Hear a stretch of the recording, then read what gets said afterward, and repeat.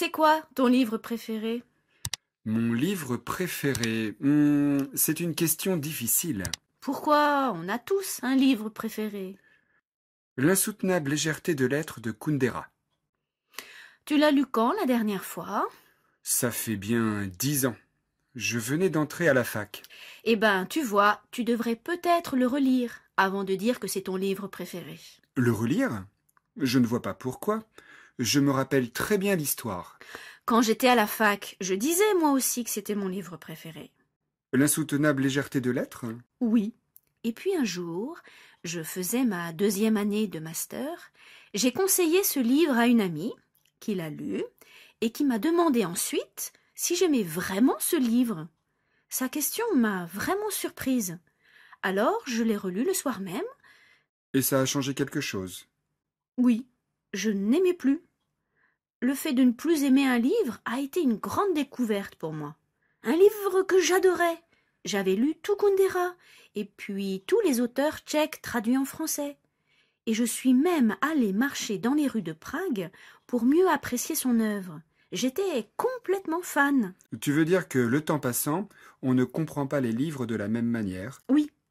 Et à partir de ce moment, j'ai compris qu'un auteur, comme un lecteur, change.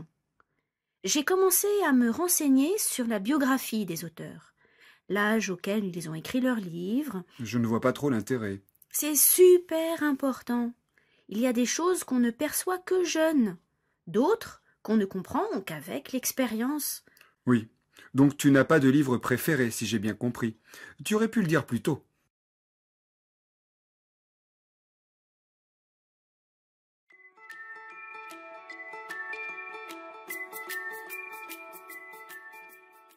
Maintenant, écoute et répète.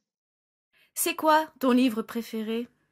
Mon livre préféré, c'est une question difficile. Pourquoi on a tous un livre préféré? L'insoutenable légèreté de l'être de Kundera.